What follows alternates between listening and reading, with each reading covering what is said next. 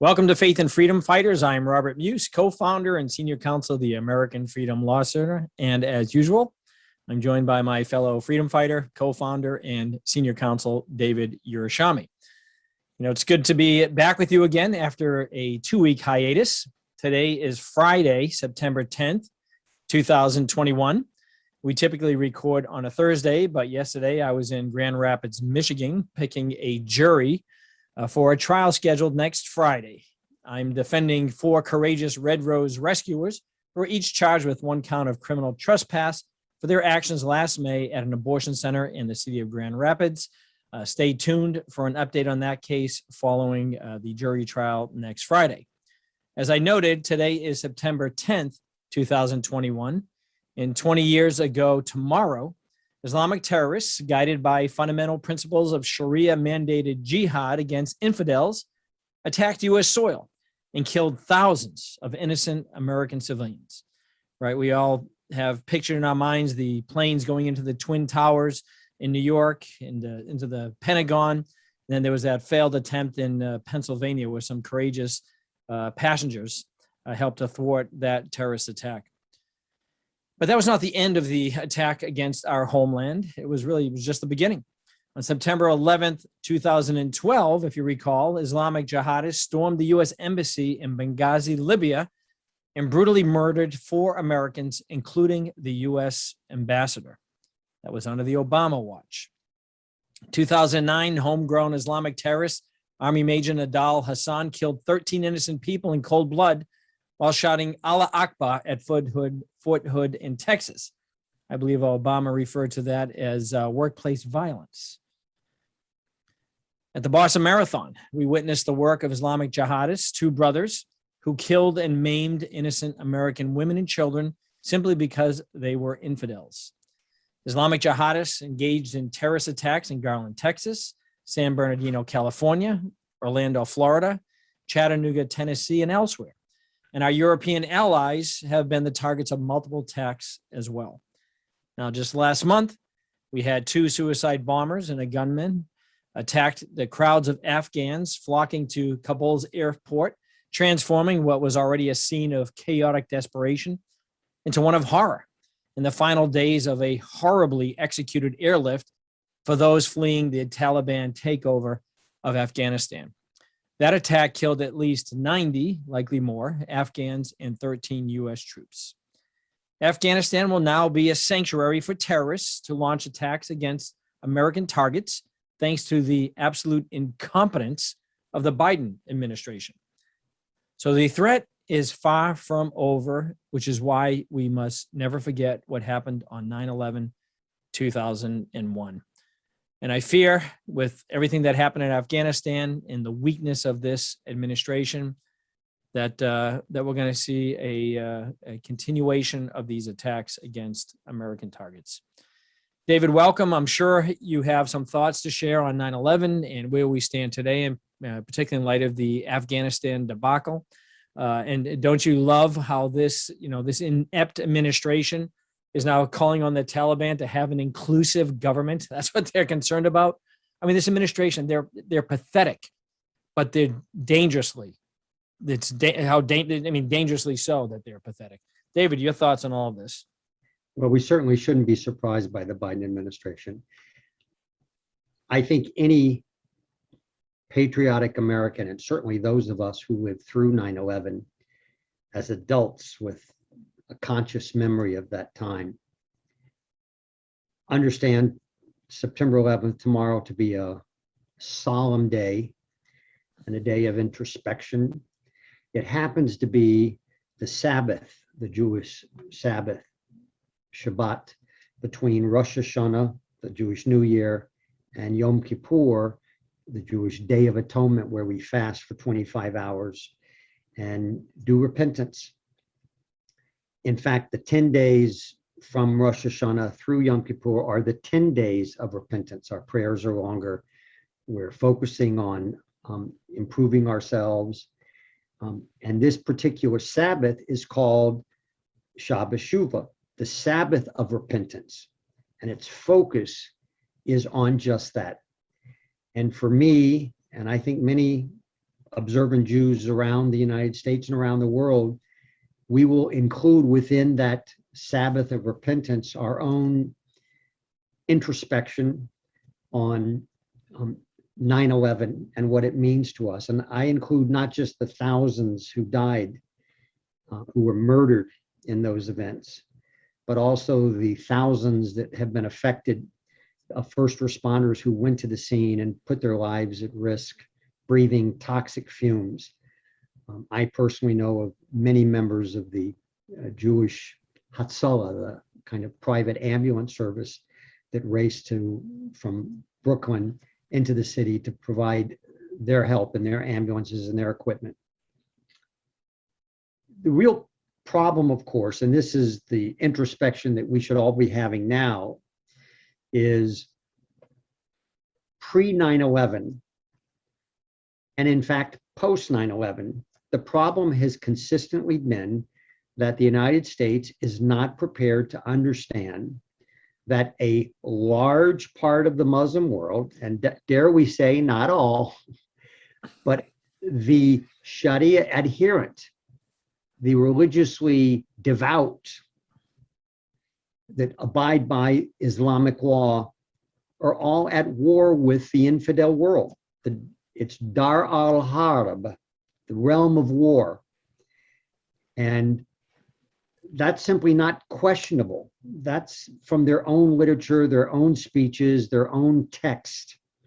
Right. And let me just wait. And you pointing that out always puts us on this hate list of the Council on American Islamic Relations, which is a Muslim Brotherhood front group, and the Southern Poverty Law Center, who these guys are complicit in propagating this, these attacks against us and anyone who would call out this threat. Right. And of course, they also claim the only thing to learn from 9/11 is we have to prevent Islamophobia from folks like us. And they then go on to talk about the danger of white supremacists. Well, apparently, it's perfectly fine to identify the race and the ideology of white supremacists as the enemy.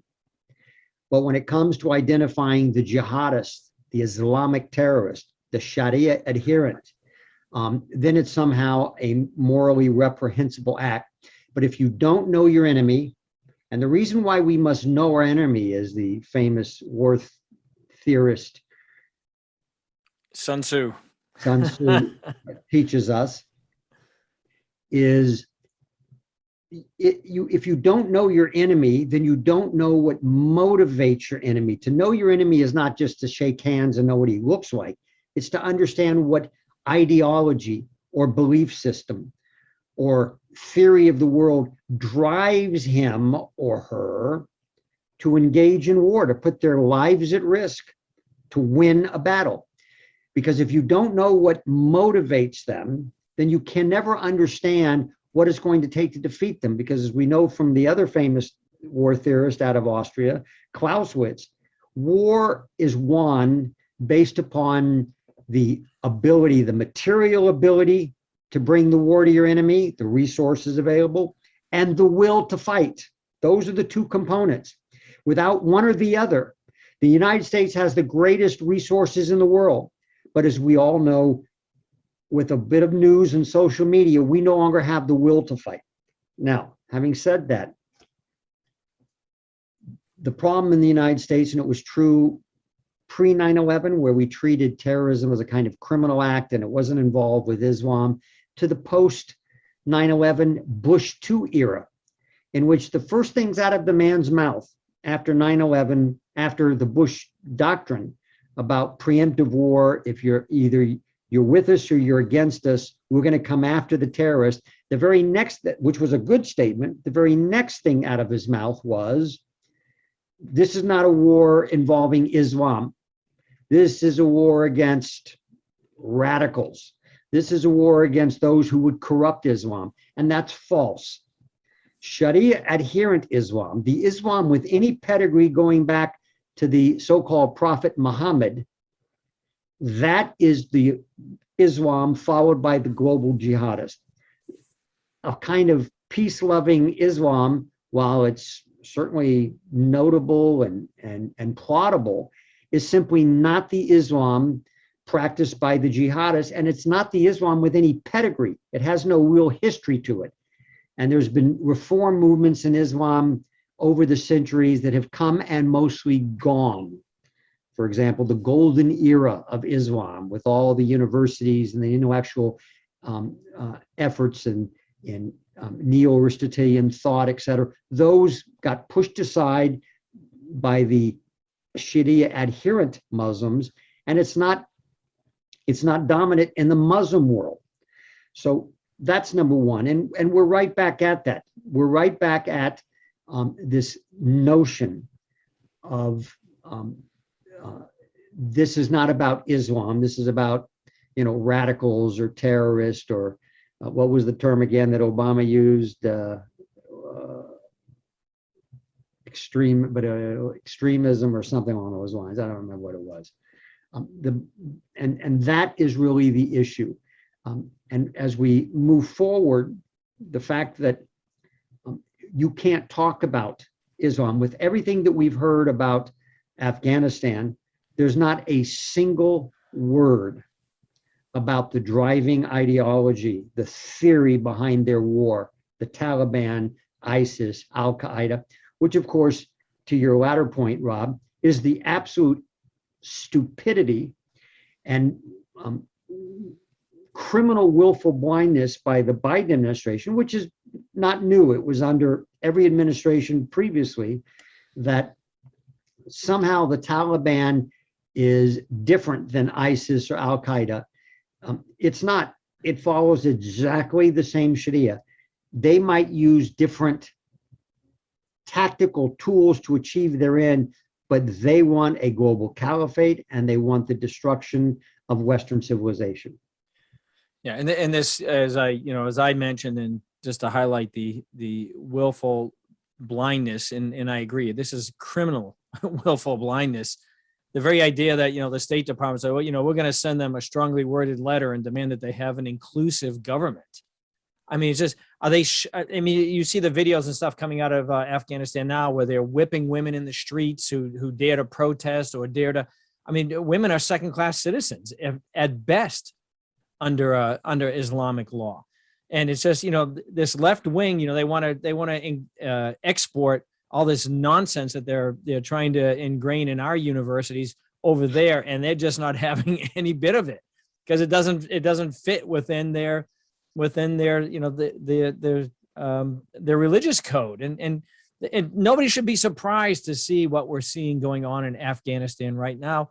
And unfortunately, we probably shouldn't be surprised if we start seeing these terrorists acting up again, right? Because when Trump came in, one thing they do acknowledge and recognize is strength and power. And when Trump came in and he crushed that caliphate in ISIS, all of a sudden you started seeing these like lone wolf jihadists and things kind of, those things were quelled. Why? Because they didn't have this fire of the caliphate is, there's a legitimate caliphate that's now being built up again. You see the Taliban are doing victory parades, parading around in equipment, billions of dollars of military equipment that we left behind. Make no mistake, the Islamic world, and I'm talking about the jihadists and these enemies are looking at what happened in Afghanistan is a huge victory against the great Satan, the United States, right? This prolific military power. And here you have these Taliban, jihadists kicking us out of their country. They see this as a huge victory. That is going to motivate. It's going to motivate these jihadists all around the world. And it's frightening, but I would be absolutely, it wouldn't be surprising to me at all if we started seeing more of these, these homegrown attacks now, propping up, and not to mention attacks on embassies and like the USS Cole, ships overseas and other American interests being targeted by jihadists. That's going to be the fallout, right? And here Biden, he wanted to have everybody out because he wanted to kind of raise the victory flag in Afghanistan in time for the 20th anniversary of 9/11. And quite frankly, just the opposite has happened. The Taliban flag is raised now over the government over in Afghanistan. If I'm not mistaken, that flag's now flying over the former U.S. embassy in Afghanistan. I don't think we even have an embassy there anymore. I mean, this is it couldn't have been any worse than if to script it out than what this administration has done. They're absolutely inept, incompetent, and so are the generals. And at the end of the day, right, we have a civilian-controlled military, but like that lieutenant colonel who was relieved of his command, and I believe he was even separated from the military, who dared to speak out, wondering, where are the general officers taking their ranks off their collars and throwing them down on the table and saying, this withdrawal is asinine. Why do we give up a strategic airfield, pull out the military before we get all the Americans out? It makes zero sense. And we're going to rely on the Taliban for our perimeter security? Seriously? And you didn't think that there was going to be suicide bombers that were going to kill, in this case, we had, I think there were 12 Marines and a corpsman and 90 plus Afghans that were killed by this suicide bomber who happened to make his way through the Afghanistan security. Oh, oops. How did that happen? You got to be kidding me. I mean, nobody's resigning. Nobody's being fired over this. This is a travesty. I just, and I know all the military veterans that I know that I've spoken to having served 13 years in the Marine Corps, they are very angry about all of this, and they should be. Well, there's a lot to be said on those points. And let me just say this. The Washington Post, and we mentioned this, I think, at the last podcast, but the Washington Post, which is a Jeff Bezos rag now, it's a leftist mouthpiece.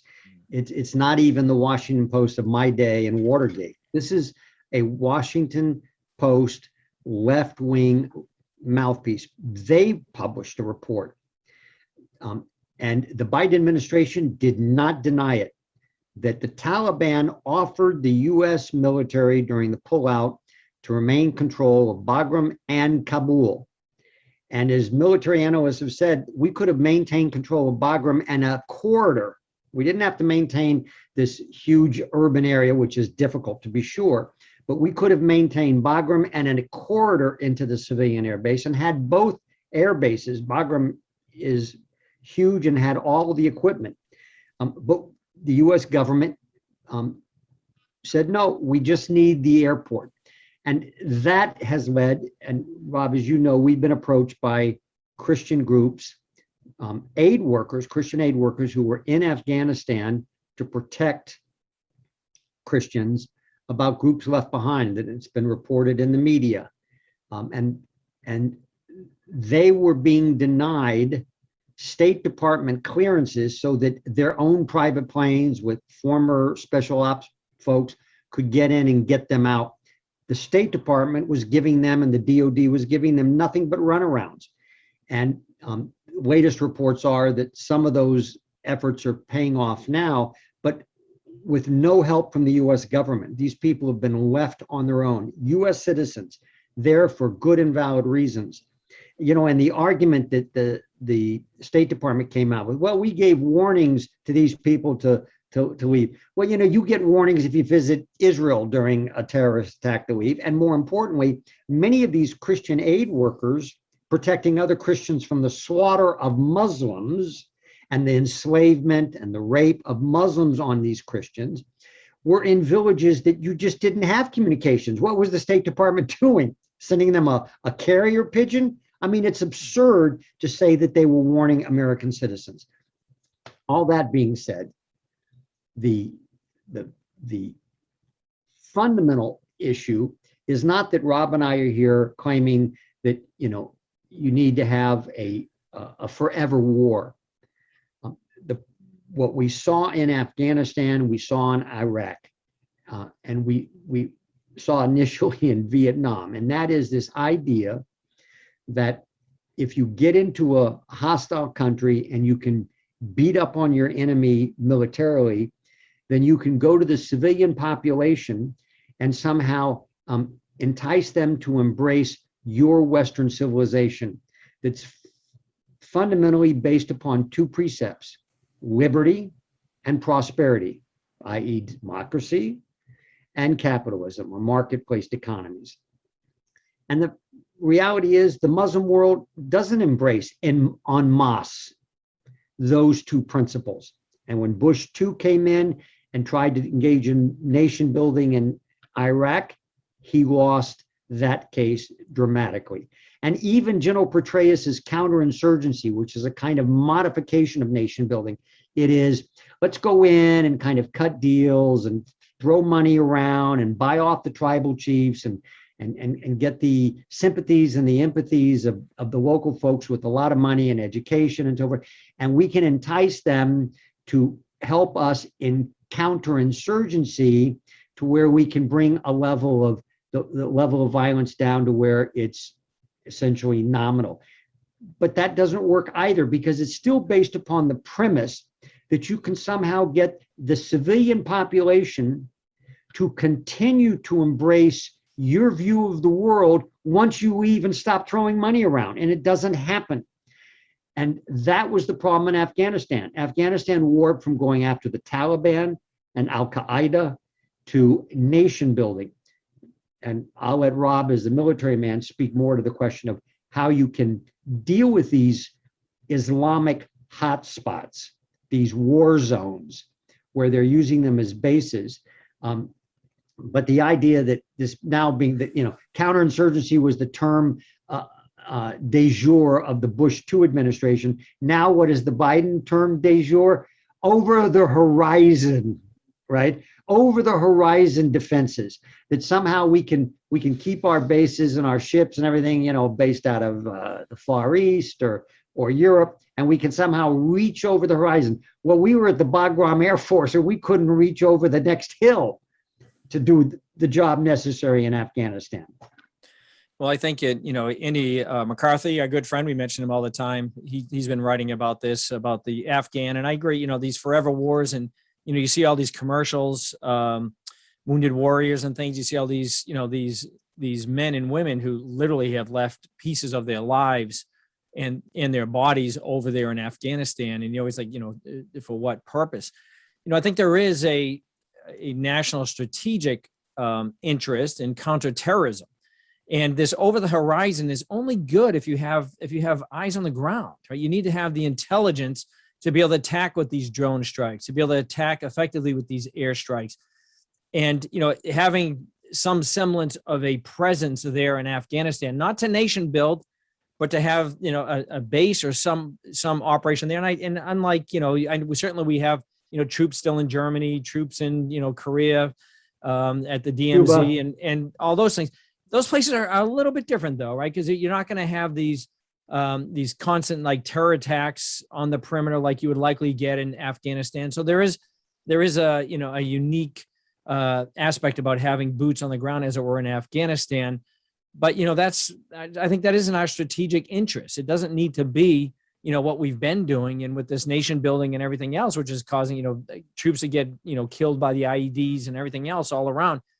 But some sort of the over the horizon, it's always been, through history, if you don't have eyes on the ground and you're not getting intelligence from the ground, then these air strikes, these drone strikes, they're not effective. So, and I don't, we're not privy to the intelligence and the information and everything else to make these, to be able to say exactly what the plan should be. I mean, we're just not. We don't have that information available to us. But from a broader perspective, I think there is a counterterrorism mission that could be accomplished there. And, how do you accomplish that? Again, it's going to be depending on what the facts are. And, you mentioned Clausewitz, he always said, famously said, war is a continuation of policy by other means. And it always starts with policy. If we don't have a good policy, in terms of what it is that we want to accomplish in Afghanistan, what the actual limited objective is and how we're going to accomplish that, it always falls apart. And that's what we saw currently. But to say that we don't have an interest in Afghanistan, we do, because it's going to be a place where jihadists now can launch attacks from. They're going to have a safe harbor, a safe base. They're going to have a government that supports, the actions that they're going to be engaging in. And again, I will not be surprised if we don't see an increase in our proliferation of terrorist attacks, which under Trump was pretty silent. But we're going to see it again. So there is a counterterrorism, I think, mission for Afghanistan. What that is, again, I don't have enough facts to know. But the over the horizon, I looked at the map; it's like 400 miles from the coast. So even to have Marines stationed there to be able to go in and do an attack, I mean, that's just too much. Right. So And it's going to be, I don't know, we'll wait and see. History will show, whether it was a mistake to pull out like we did from Afghanistan. And unfortunately, I think it was. well, I don't want to pretend to be prescient, but I think that history and the knowing our enemy, their theology, informs us as follows. We do have a national security interest. I agree 100%. And then how you do that, certainly not nation building or counterinsurgency, but you need to have that intel.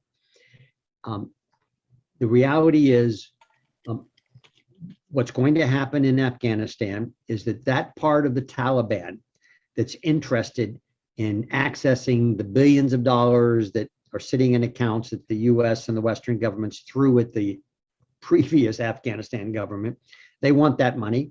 They would like to consolidate power, and they would like to try to govern under Sharia Afghanistan. And they, as individuals with a vested interest in power, like everyone else, even though they're Sharia adherent and they should be focused on the same global caliphate goal as all the other jihadists, they will be more inclined to say, well, it's a tactical question. We need to first consolidate power. But then there's going to be groups in the Taliban that are going to be more pure to heart. And they also know that they're going to be outside the government circle, the guys that can accumulate massive wealth. And they're going to adhere to the more Sharia jihadist version. And they're going to be looking outward. And how are they going to do that? They're going to look inward at ISIS, at Al-Qaeda, and many other groups. And they're going to say, we need to consolidate our own little sultanates within Afghanistan. So you're going to see a lot of internecine battles, civil war, as it were. It's not a civil war because we don't have a civil structure in place over there. It's anarchy.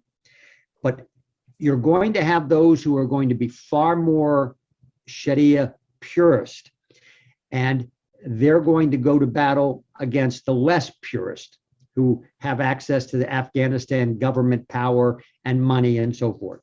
And then you're going to have those who are going to be successful because the Taliban as a government is not going to be able, they don't have the resources or the skill or the network to control all of the various elements of Taliban. Remember, the Taliban is not a single tribe or clan.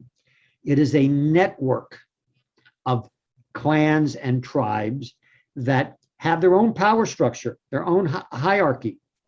And their leader, their paternal figure, their head of household, as it were, and each of these groups is going to carve out its own opiate industry, its own kidnapping industry, its own terrorist industry.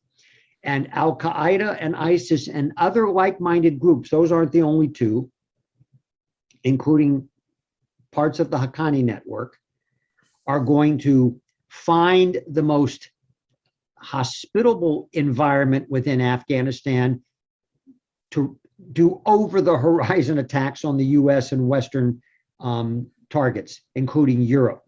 So there's no question that this is a national security interest. And I can almost guarantee that this Afghanistan is going to be an absolutely virulent hotbed of internal violence and external jihad, guaranteed. And it's going to destabilize the region, and it's going to destabilize the globe. And my guess is Pakistan and Iran, as two major players, neighbors, maybe Turkey, are going to go in at some point, because they're going to have to try to stabilize at least that part of Afghanistan that borders on their territory. Because remember, these terrorists are going to flood from Afghanistan to Pakistan to Iran, into Turkey, and even into many of the former Soviet republics that border. So it's going to be a problem, and it's not going to go away, and it's not going to get better. And anyone who thinks it is, it simply shows that they don't understand the driving theory behind the enemy, knowing your enemy. the operational dogma that drives them, and that's Sharia. And they're not going to become heretics overnight and disavow all of Islamic law. It's just not going to happen. One other thing to point out, and I think I read somewhere that there was, of these new leaders of the Afghan government, I think 4 of the top leaders there were at one time prisoners in Gitmo that Obama released in exchange for Bergdahl. Was essentially somebody who was a traitor, and I think he was later actually court-martialed. So we traded Bo Bergdahl. I think it was five detainees in Gitmo. 4 of them now are running the Taliban terrorist network over there. Their government. Unbelievable. They just that problem at the time. To be fair to Obama, who made the deal, it wasn't absolutely clear, although there was certainly evidence that Bergdahl had deserted his post and went AWOL or was an actual traitor and had joined the Taliban. But the real problem is this idea that of exchanging a U.S. soldier for these 4 high-value terrorists who are now very much a part of the Taliban leadership. Israel does the same thing. Now, they do it on the principle that we don't leave anyone behind. We don't even leave dead bodies. And Israel has exchanged with many. Same for the U.S. military. I got to tell you, as a Marine, you would never leave anybody behind, even a dead Marine. You do everything you can to get them, which is part of what's infuriating about what's going on in Afghanistan. The idea, even a body. So the idea that you would give over your prisoners to get back live soldiers or even their corpses. That's been a long-standing principle with Israel. And so, the idea that you don't negotiate with terrorists, well, we see that that's not the case. And I'm not weighing in on that morally or strategically one way or the other. But the fact is that many of the Gitmo detainees that we've released prematurely without that kind of deal, right? Under Obama, his goal was to try to empty out Gitmo, and Biden's continuing that. And so they literally went around begging countries to take them in. Many of them wouldn't, but the ones that did lost track of them, and they're back at the war, and we know that. Yeah, there's a reason why they were in Gitmo. Right. They weren't Boy Scouts. Well, let's. I do want to move on to at least one more topic, if we can cover this. We've talked many times on this podcast about the likelihood that that this coronavirus, the Chinese flu, actually was the product of research going on at that Wuhan lab in China. And at first, when you started talking about this, and even when we were talking about it, we had social media was taking our podcasts off, and certainly the Biden administration and others, Fauci in particular, was pushing back. My goodness, you remember that exchange we discussed between Fauci and Rand Paul in the Senate. Well, there's more details that just keep coming out about this research at the Wuhan lab in China and its connection with this pandemic, which has been devastating to economies and to human life globally. So I know, David, you've been following some of these latest. Could you please update us?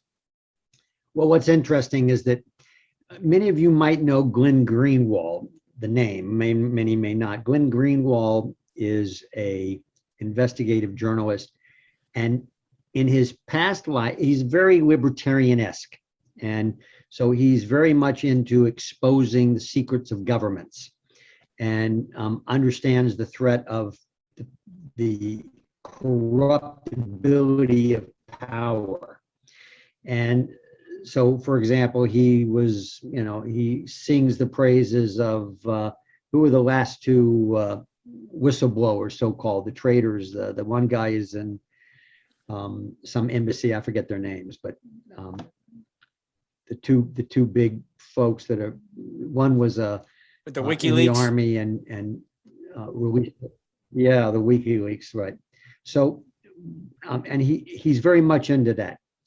Well, he started The Intercept essentially when he went down into South America to get away from all the mind molding that takes place by the media that just was buying into all of the intelligence reports and military reports about the war and so forth, because essentially he doesn't trust the U.S. intelligence agencies or the military pronouncements on what's going on.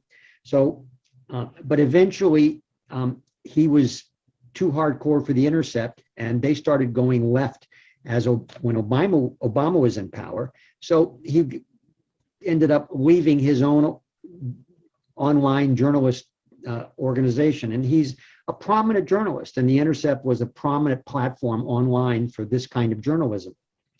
Well, the Intercept apparently decided to do a FOIA, Freedom of Information Act request, on Fauci's NIH and the various organizations that he's involved with, and the funding of Wuhan lab and other labs in Wuhan by the US government on the COVID virus.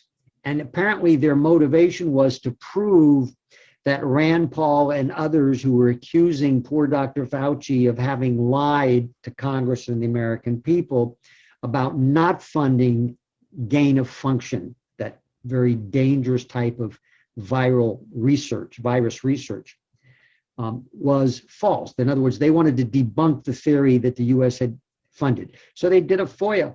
Well, it turns out that when they did the document dump, there are actual documents produced by the government of the researchers who were paid millions of dollars, not just $600,000, to do gain of function research, where the actual research reports and applications indicate that they are doing dangerous COVID research, including gain of function on mice that have been humanized. And they point out the danger, the risk of accidental infection. So we now have hard evidence that Dr. Fauci lied. Now, what they're doing is spinning all this and saying, well, no, we still don't believe it's gain of function. But that's just simply denying the obvious. And what's fascinating is that other than a few conservative, libertarian conspiracy outlets, and those are different categories, not the same, mainstream media has just ignored it. It's not happening. But the reality is, out of the Wuhan lab that we all know about, and a second Wuhan lab, we have funded gain of function research on COVID viruses. And the fact that the intelligence agencies have now come back and said, look, China steadfastly refuses to engage in any cooperative effort to find out the source of the COVID virus. Between these dots and many others that we've talked about on this podcast, it is almost beyond cavil that anyone could argue with a straight face that this virus was not started by human interaction in a lab. The big question for me still remains, was this just an accident? Or was this research being done for military purposes by the Chinese government as well? Because remember, these people are doing research, these US and European entities are doing research alongside Communist Party doctors and agencies. So to believe that there's no military aspect, biological weapon aspect to this research would be to blind oneself to what the Chinese government has been doing for years. Yeah, and just for those who are watching the video cast, David, your internet has been kind of intermittent, so the video hasn't been matching the audio so much, but the audio has been coming in pretty clearly. Just you probably haven't been able to pick that up, but yeah, it's Fauci, and I think if I'm not mistaken, there was an email that was released out from like earlier in the year, earlier at some point, where Fauci essentially said, yeah, this is risky research, but it's worth it. Really? You think it's worth it now, Fauci? You think it's worth it now? Look at how much this has impacted everybody's lives, and so many ways. And for me, I mean, me personally, obviously, I spent 4 days in the hospital with COVID pneumonia, a little bit nip and tuck whether I was going to make it through. But to me, still the worst fallout from all of this COVID-19 is the draconian restrictions on freedom and liberty that now government officials are using this public health crisis as an excuse to impose their will upon the wills of freedom-loving Americans. Some of these in the foreign countries that never really had a full sense of what freedom and liberty meant. America is the beacon of freedom and liberty. And here you have this, this virus not only devastating our economy and devastating our, the health, but also in many respects devastating these fundamental freedoms, right? It was, if I recall correctly, the quote from Ben Franklin, who essentially said, "Those who give up, fundamental freedoms for temporary safety deserve neither." It's essentially a direct quote, and it's very true. We are surrendering fundamental liberties for this, because in this notion that somehow it's public health and public safety. By the way, none of these measures that they're imposing upon us seem to be having any effect whatsoever. And I don't know if it might be worthwhile to segue here, because I know we're going to be running out of time. Let me just pause you, Rob, because I do want to come back to what you said. So Fauci said in the early days, as Rob pointed out, that yes, it's dangerous, but it's worth it now. But let's unpack that a bit, because what we hear from the deep state and what we hear from the left all the time, and even we hear it from the moderate right, as it were, the rhino world, that science is the end all and be all. So Fauci would say it's worth the risk, science must prevail. But let's keep in mind a couple of things. One, science is not a good. It's not a moral good. Has no moral value whatsoever. Science is a tool. It's like a hammer. A hammer is not good. Now, a hammer can be used for good if you construct a home with it, but it can be used for evil if a criminal uses it to beat you over the head, God forbid, and steal your money. Science is simply a tool. It has no value. So when someone says, follow the science, that's absurd.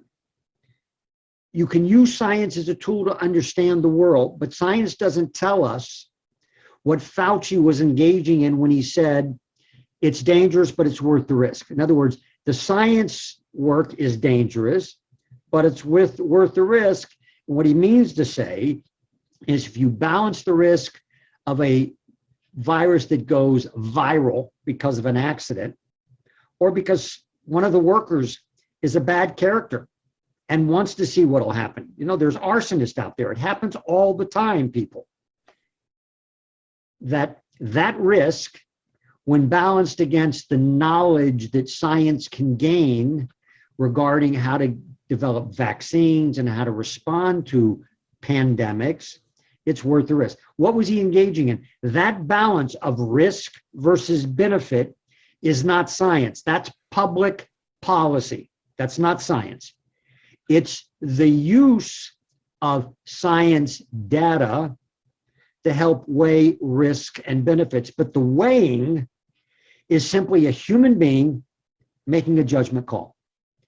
And they like to believe that because they have MDs after their name or PhDs, that somehow, and that they've worked as a bureaucrat in the deep state, or a technocrat more properly, in the deep state for a decade or 2 decades or 4 administrations, right? That's a famous saying. They worked on 4 administrations, Republican, Democratic, showing what? That he personally doesn't have biases, that he doesn't have faults and shortcomings, that he can't make mistakes. Of course he can. It's simply a way to say, well, he's not political. Well, that's nonsense. Of course he's political. Just because a technocrat works in Democratic and Republican administration doesn't mean that he doesn't have his own political biases. So when he's making that judgment call He's making a choice on behalf of the government, i.e. society, which is instead of us as individuals making our own judgment call. Or more properly speaking, instead of our representatives making that call. So when Fauci made the decision to fund that research along with the other technocrats in the deep state, that is a question that a representative from the government, an elected representative, a politician who could be held accountable by the people should have made. And quite likely, because there was already administrative rules and laws relating to this kind of gain and function research, should have been done at even a more fundamental level of legislative or administrative rulemaking. So let's not lose sight of the fact. And as we now segue into the various COVID protocols, the vaccine mandates and everything else, that is not science, right? The only thing about vaccines that's science is the number of people that get shots, the number of people who are hospitalized, the bad outcomes, whatever we know, versus those who don't get shots, and whatever data is crunched. But it can't tell us whether to mandate a vaccine, and can't tell us how to do that. Yeah, and think about, and let's kind of segue into this vaccine mandate, but I just want to make one point that you were making about, think about the power that Fauci had, right, to fund this research, and it just goes to show you the danger of this bureaucratic, some call it deep state, whatever you want to call it, where you realize that, we supposedly have a Republican form of government where we have, representatives that are accountable to us. But just take a ride into Washington, D.C. someday and look at the size of the EPA building or in these other administrative agencies.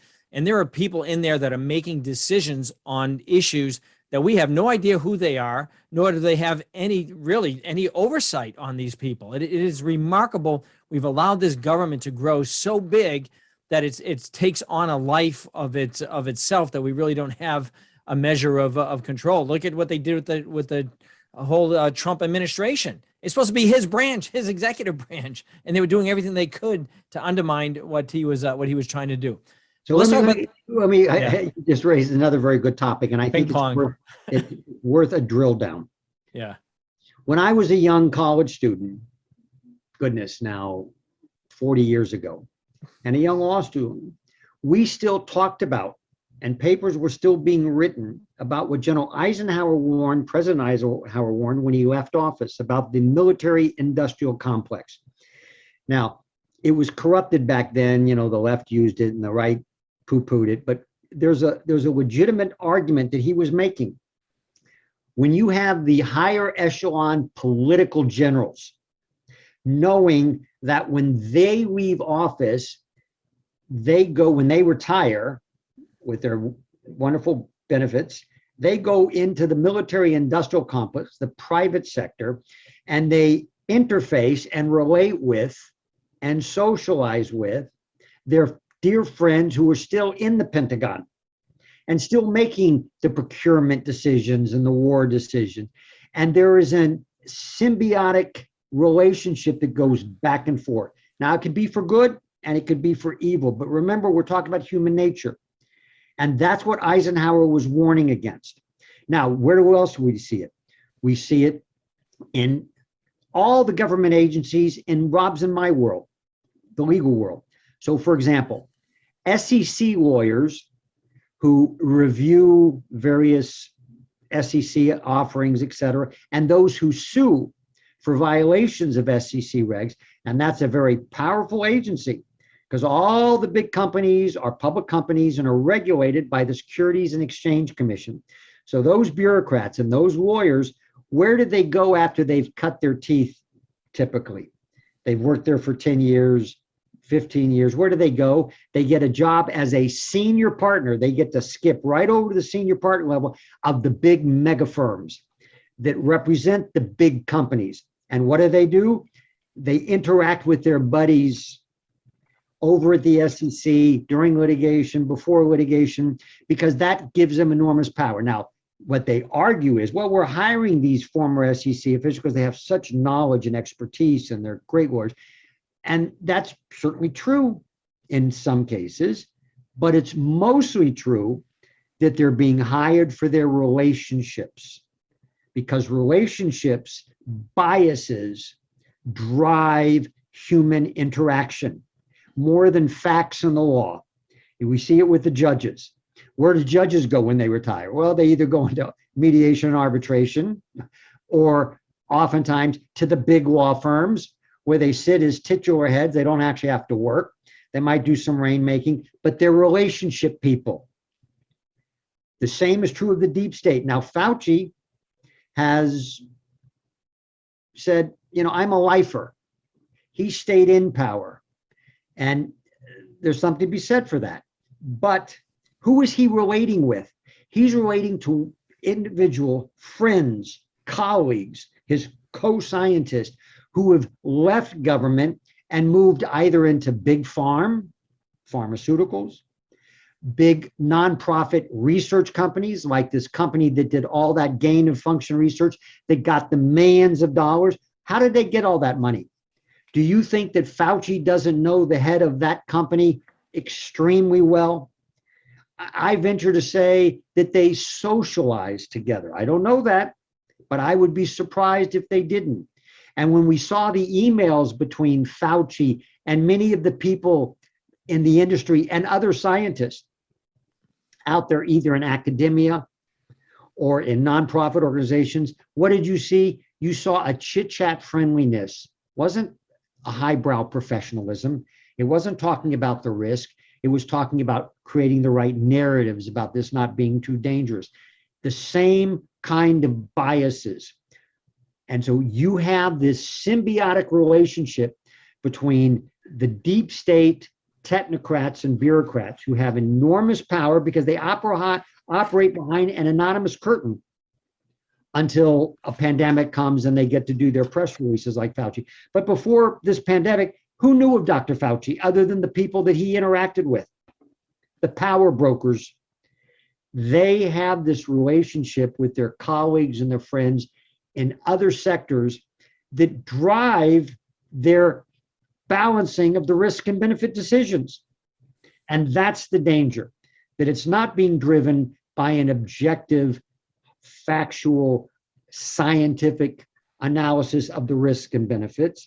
It's being driven by, partly by that, but in large part by relationships.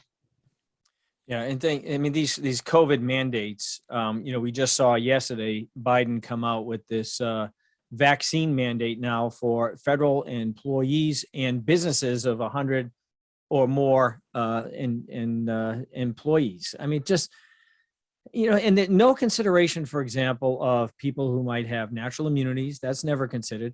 The entire U.S. Postal Service is apparently exempt. The hundreds of thousands of postal workers that, through collective bargaining and unionizing and everything else, it's remarkable. One thing I want to convey a story, because, we're looking at, challenging this. I don't think there's any basis for Biden to issue this mandate upon these private businesses. One thing to say federal employees, but to have all these private businesses. And I guarantee you there's going to be, many, many, many lawsuits that are cropping up all over. And we've been already, people have been asking us to help them out and so forth. But this, I don't see how this is constitutional in any respect whatsoever. But one conversation I had, because I reached out to a former client who runs a big company, 400 plus employees. And I love this woman. She's an octogenarian with a lot of fire. And her response was, I don't want to give any credibility to what Biden did by even, pretending to have to file a lawsuit and going into federal court and ask some judge to decide whether or not I have to abide by, what Biden's doing. She said, I'm just not going to abide. I'm not going to do it. And you know what the reality is? And I've had this conversation with many people who always want to go run to the court. I'm like, why do you want to have, some left-wing judge be the one to decide this? We got to start standing up and pushing back, right? Start doing the Rosa Parks. You know what? I'm not giving up my seat. I'm sorry. What you're asking me to do is unlawful, right? We have to have some large-scale civil disobedience to this nonsense. We just had, like, for example, we just recently had Washtenaw County impose a mask mandate for kindergarten through 12th grade to these schools. I mean, think about how absurd that is. Meanwhile, this past Saturday, University of Michigan had their football game at Michigan Stadium. Two of my sons went to the game. 110,000 people. Now, granted, it's outdoors, but if you've ever been to Michigan Stadium or any of these football stadiums, it is shoulder to shoulder, back to back. To think that you're not breathing the same air of 110,000 people in that confined space, in the lines going in, the lines going out, the restrooms, the concessions, way more than, in most of these schools that I know, even, some of the Catholic schools we're representing and so forth, the desks are spaced out. You might have, 20 kids in a classroom. They keep the social distancing and everything else. 110,000 people jammed into these football stadiums. I'd love to see it. Don't get me wrong. I absolutely love to see it. And I'd love to see this past weekend, the fact that you actually had a sense of normalcy back in place. But these bureaucrats who are issuing these mandates are so out of touch. And don't tell me that it's science that's driving these things, because it's not. It's left-wing tyrants who want to control our lives.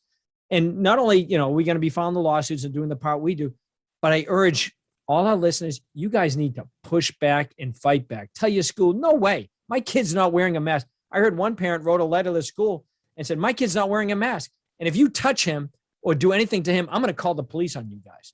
And I'll be in there in a heartbeat. We need to start, as a society, we need to start pushing back. Don't just look to these left-wing judges. I'd love to see a governor say, you know what? You send any of your OSHA guys in here to mess with the companies that are in my state, because I'm the governor of my state, and I'm the one, by the way, that has general police powers, not you, federal government. You start messing with my companies, I'm going to tell my state police to get you guys out of here, right? You don't go into any of our companies. We need to start pushing back hard in a real way that's going to make a difference. This nonsense has to end. Well, I would have nothing to add other than to provide some asterisks for our listeners and our audience, and that is, keep in mind, number one, that when Rob says the federal government has no constitutional power to issue a mask mandate that Biden is claiming, vaccine mandate, but yes, vaccine mandate rather, that or in fact a mask mandate, and they're talking about both, is the reality that the federal government only has certainly, and Rob's gone through this many times on our podcast, only has certain enumerated powers. And the one that they're going to rely on here is the Commerce Clause, but there's no interstate commerce here to mandate a vaccine. And there's no interstate commerce to mandate a mask. Now, they'll try to make the argument, well, it'll affect interstate commerce. And the Supreme Court, since the New Deal years in the early 20th century, has corrupted the Commerce Clause. But thankfully, under Obamacare, the Supreme Court did recognize it has limits. And if you recall, the mandate to buy this insurance was found unconstitutional under the Commerce Clause. And the escape hatch was, John Roberts said, well, it's a taxing power, which of course it wasn't. But having said that, the states have the police power to protect our health, welfare, and safety. And so state governors would have far more authority to issue these kinds of mandates, but not the federal government. Now, with that in mind, I think Rob's emotional appeal is exactly right. As we've mentioned here, we are in a non-kinetic civil war, and simply running to the courts is not going to be enough. But I would tell our client and friend of American Freedom Law Center that while we understand not wanting to run to some leftist judge to even give them the cover of legitimacy, the reality is what would happen? Well, the government will issue this unconstitutional mandate, and they're going to fine people $15,000 per occurrence. So it's employers with more than 100 employees. And I happen to represent a private employee here in Southern California as general counsel, and they have 600 employees, give or take. And so we have to deal with this. And what's going to happen? A $15,000 penalty each occurrence. and how they measure an occurrence, it could be phenomenal amounts of money. And then they'll come in and they'll get an order to shut you down. And keep in mind that the state authorities and the local authorities are going to issue similar rules. So if the federal rule doesn't apply, they can come in, because that's what they did under the CDC guidances, right? The CDC would issue these guidances because at least under Trump, they recognized that all they could do was issue guidances, and the governors and the various city and county authorities simply use those guidances to issue state level mandates. So it's not going to be so easy, but I agree that the first order of business ought to be mass civil disobedience. And the second order of business will be in the courts, whether you want as an offensive challenge or a defense to the injunction that they've, or the administrative order that they've placed and shut, put a lock on your doors. So you're going to have to come into our arena, because that's where this non-kinetic civil war is being fought in large measure. And it's what we at American Freedom Law Center do. And I dare say as effectively as it can be done. I don't claim that we can beat the momentum of the progressives in every way, but we've certainly won our share of battles. Yeah, Part of that, let me just mention something because you'll find it of interest.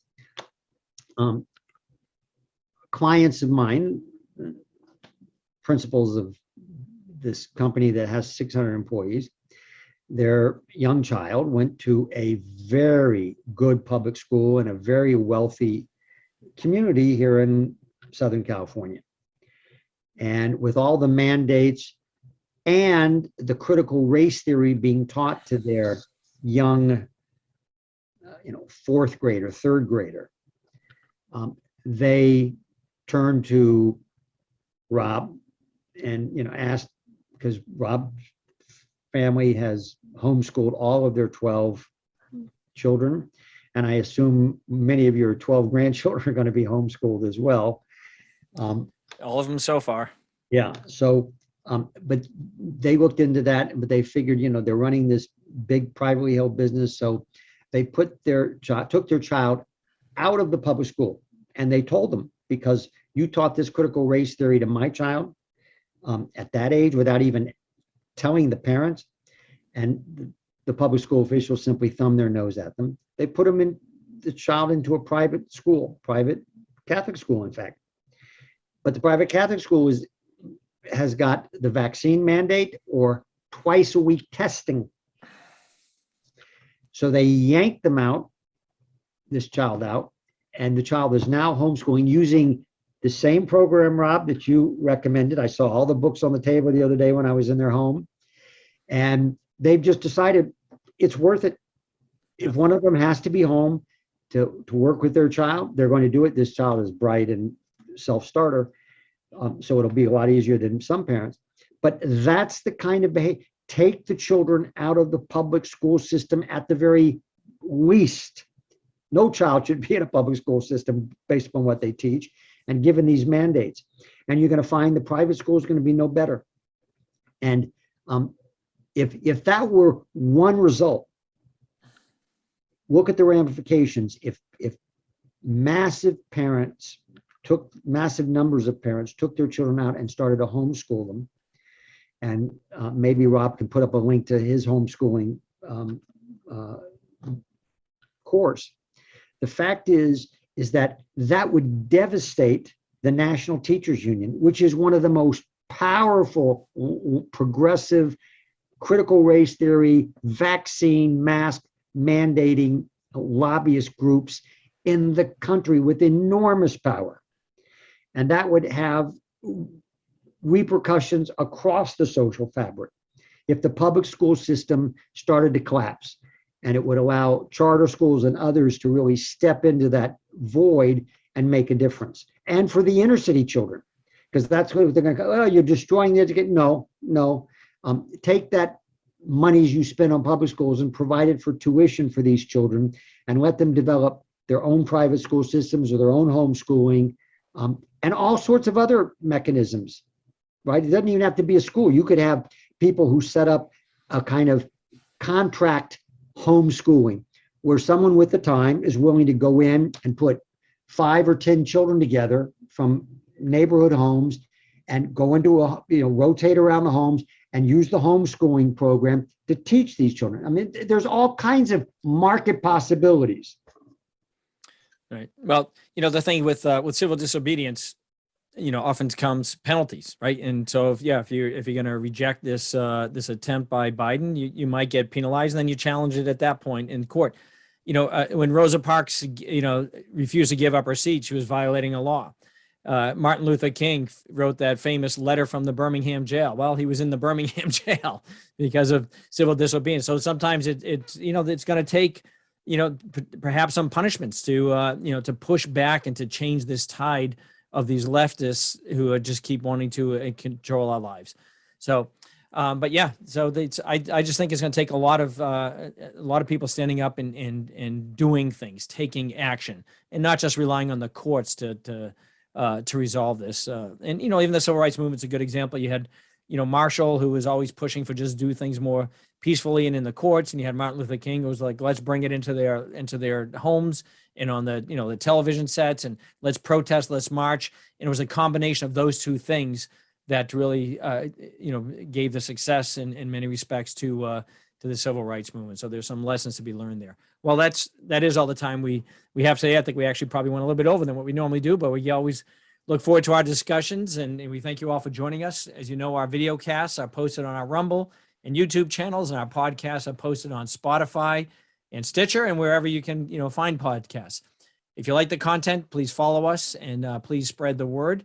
And also, as I've mentioned many times, we are a nonprofit public interest law firm recognized by the IRS as a 501c3 organization. All of the work that we do is pro bono for the good, so we don't charge for our legal services. Rather, we rely on generous donations from people like you. If you'd like to support our work, you can do so safely on our website at AmericanFreedomLawCenter.org.